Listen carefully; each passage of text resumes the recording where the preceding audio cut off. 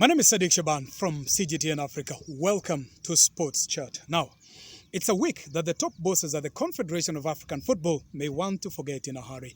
It's been a turbulent week for the incumbent president of CAF, Ahmad Ahmad, who has now been sanctioned and banned for 5 years by FIFA and fined an additional $220,000 for his transgressions. What are these accusations that Mr. Ahmad is facing? Well, FIFA says, as African football chief, he betrayed his oath of office, he received gifts while in office, and at the same time, he engaged in misappropriation of the organization's funds. Ahmad's tribulations in CAF did not start this week. They have been simmering for almost 2 years, during which period FIFA has been conducting what they say is investigations about leadership and integrity issues at CAF. FIFA says after the conclusion of these investigations, it has found Mr. Ahmad guilty and is in fact unfit to hold office. Ahmad's problems began sometime in 2018 when his then Secretary General Ahmad Ahmad accused him of corruption. Ahmad did not like that very much. In fact, he fired the Secretary General shortly after. But a year later, while attending the Women's World Cup in France, French investigators pounced on Mr. Ahmad. They detained him for hours and made him to write statements and interrogated him about a suspicious sports equipment contract that they said had nothing to do with football.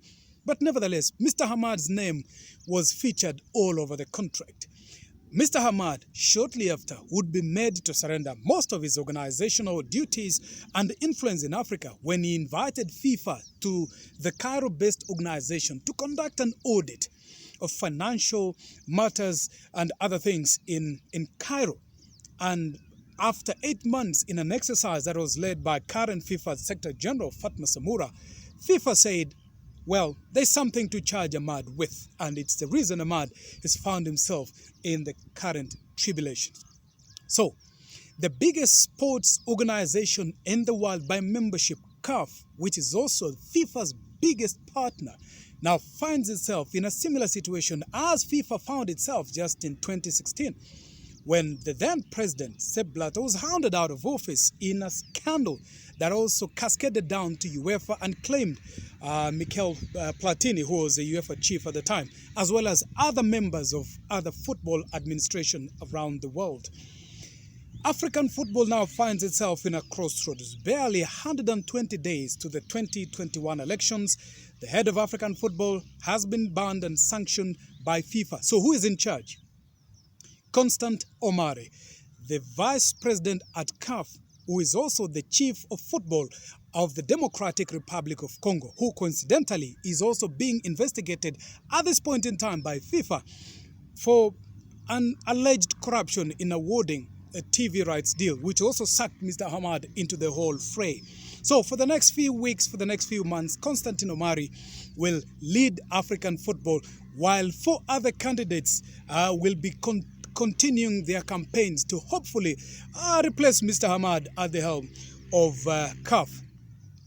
Not so many people have come back from this kind of allegations and accusations. In fact, Mr. Ahmad, who is also the FIFA vice president, says he will now sue FIFA at the Court of Arbitration of Sport. And FIFA say, well, bring it on. In fact, we are ready to defend these verdicts that we've handed down to Mr. Ahmad. Is he likely to come back and be the head of African football, perhaps stand for a second term in office? Well, not many people say that is possible, looking at history and precedents. And they are saying whatever is happening at CAF, which football pundits are now calling it Ahmadgate, could actually claim more football officials from Africa in the coming days. So, are we likely to see more African football leaders taking that walk of shame in the coming days? Only time will tell.